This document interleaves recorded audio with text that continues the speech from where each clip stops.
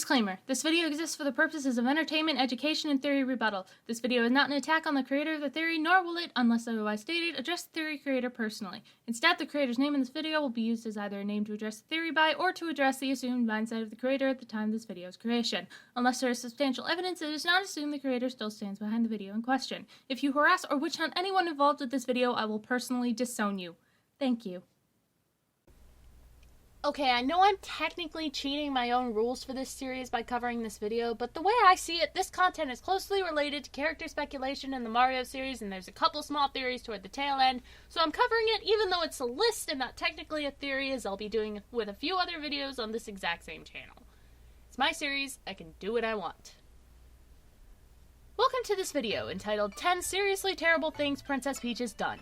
This video was made by a channel called TheGamer, which is responsible for a lot of video game themed list videos, kind of like a video game themed Watch Mojo, but without the list necessarily being in order.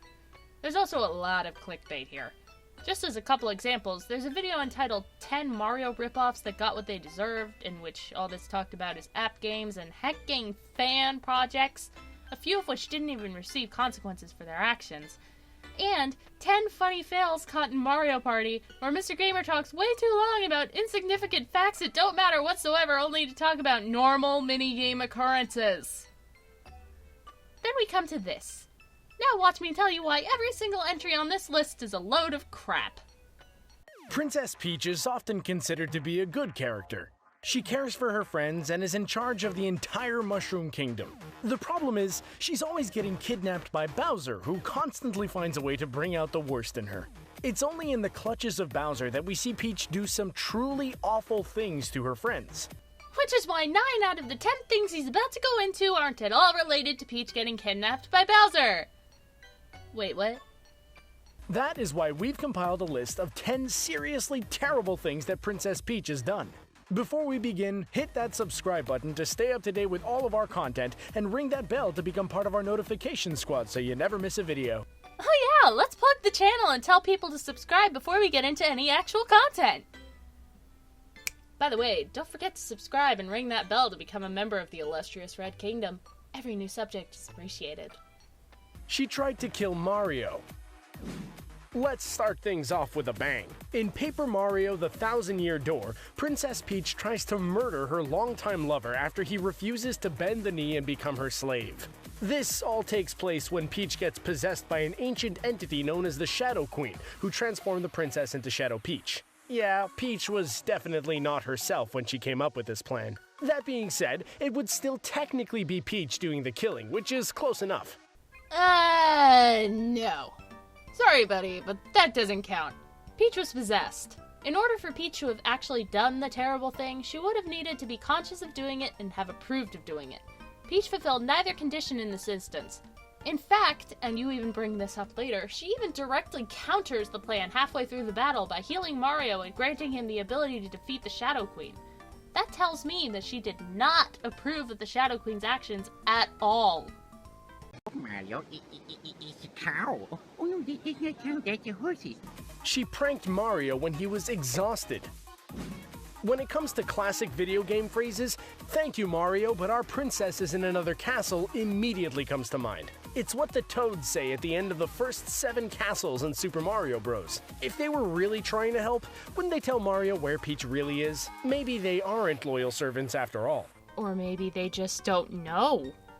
When Mario finally finds Peach at the end of the final castle, we don't get to hear those annoying toads. One person who didn't forget, though, was Princess Peach. She was never there when Mario rescued the toads, but decided to speak the line again at the most inappropriate time. After helping Mario defeat Wart in Super Mario Bros. 2, she manages to get kidnapped again in Super Mario Bros. 3, forcing Mario to travel through another 8 grueling continents to rescue her. Once he does, she greets him by saying, "Thank you, but our princess is in another castle." Only after an awkward pause does she add, "Just kidding, ha ha ha, bye-bye."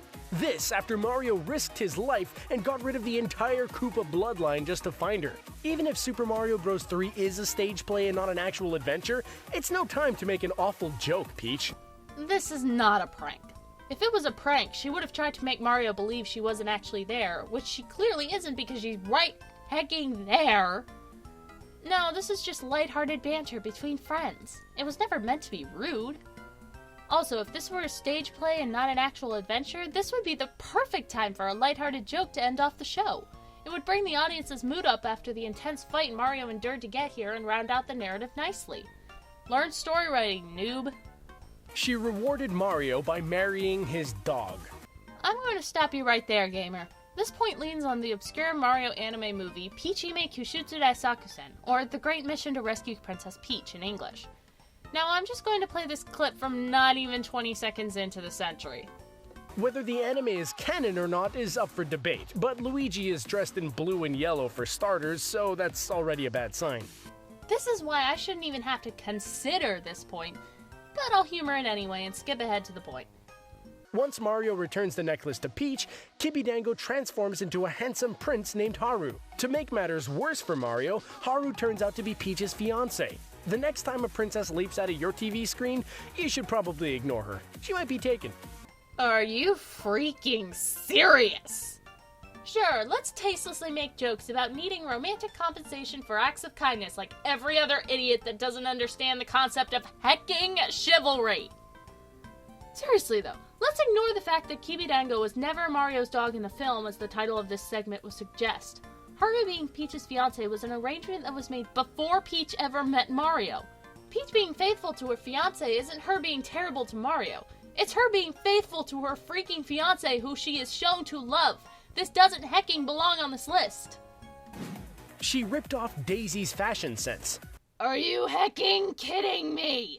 She's even missing from Super Smash Bros., which is surprising considering the franchise includes pretty much every Nintendo character who's worth anything at all. It might not be a bad thing that she doesn't feature in the game though, because she'd be really very similar to Peach. Does anyone really use Peach anyway? Either way, it's a pretty glaring omission, but instead of keeping it classy, Peach finds a way to rub salt in the wound. In Super Smash Bros. For Wii U, one of Peach's alternate skins give her Daisy's dress and hair. Copying Daisy's look while she's limited to appearing as a trophy is low, even for Peach. She may be called Princess Peach, but she's the queen of petty.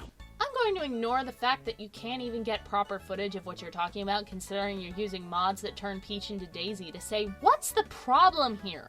There could be a multitude of other reasons why Peach has that costume other than to rub it in Daisy's face, and you have no proof to your reasoning. Also, this is Super Smash Bros.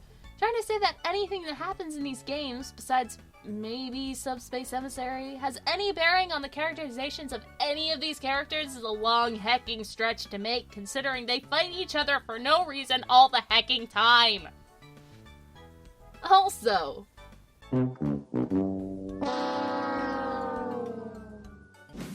She drenched her friends in insect urine. I'm sorry, where are we going today, good sir? Because I'd like to get off this train if it's going into urine territory.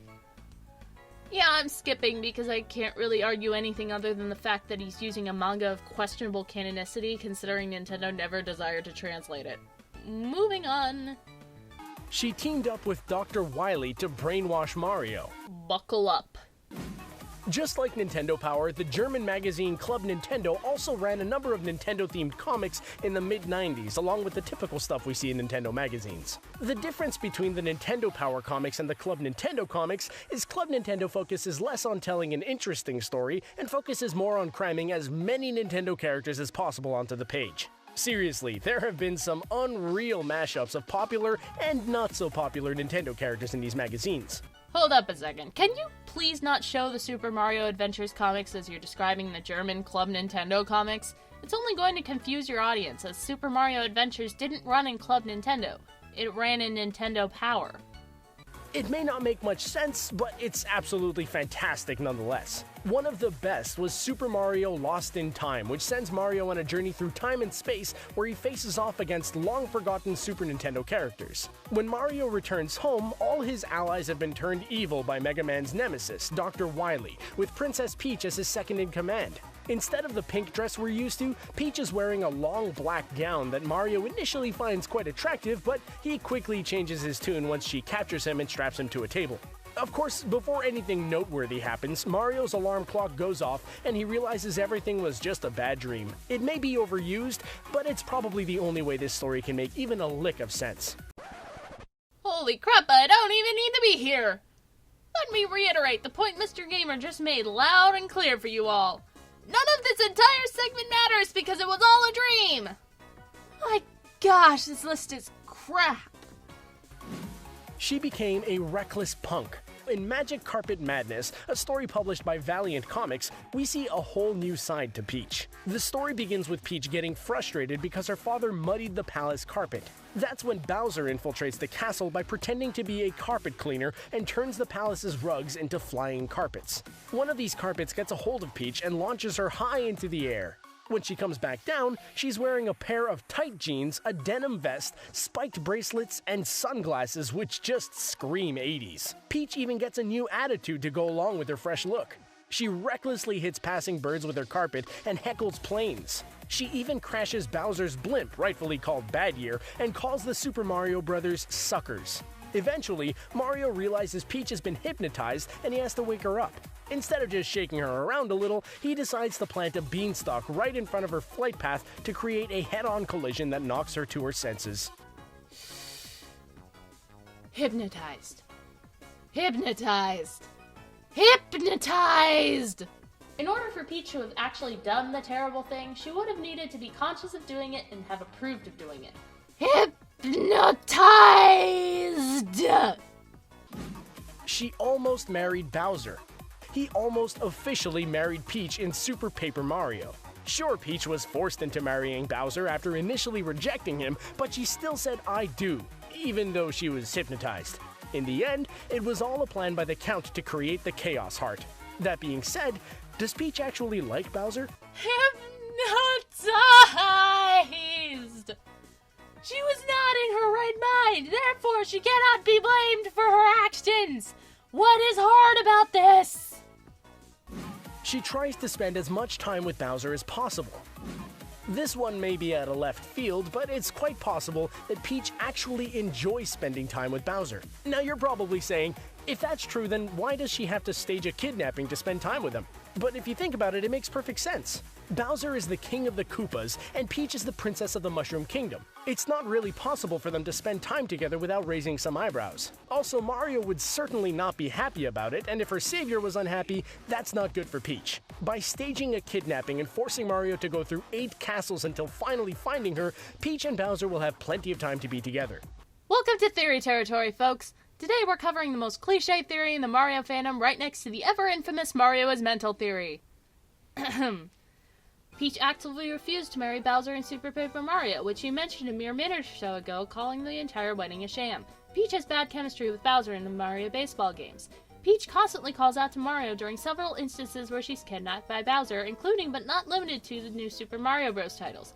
She definitely does not enjoy being in captivity with Bowser during the events of Paper Mario. Considering this video came out 2 days after the release of Super Mario Odyssey, I could also bring up the fact that Peach refuses to marry Bowser in that game too. On a logical level though, who cares if 2 rulers from separate kingdoms see each other if there's no authority above them to stop it? If Bowser and Peach really had an agreement with each other, why have we seen Peach locked up in cages or isolated rooms most of the time she's kidnapped by Bowser? Why would Peach care if Mario didn't approve if she's his princess and could make any kind of royal order or decree she wanted to keep him or anyone else that disapproved out of the way? Worst of all, Mario would certainly not be happy about it, and if her savior was unhappy, that's not good for Peach. why? Why would it not be better to have him in on the agreement? Why would not having him save her be a bad thing if the kidnappings are arranged so she can spend time with Bowser? This entire thing is stupid and I want to get off this crazy right now!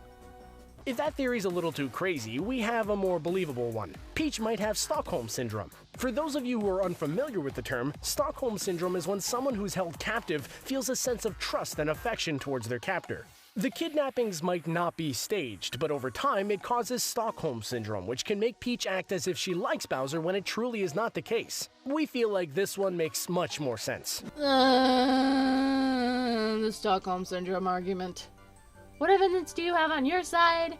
0. What evidence is there on my side of the court? See previous interjection. Peach does not have Stockholm Syndrome. She constantly rejects Mario.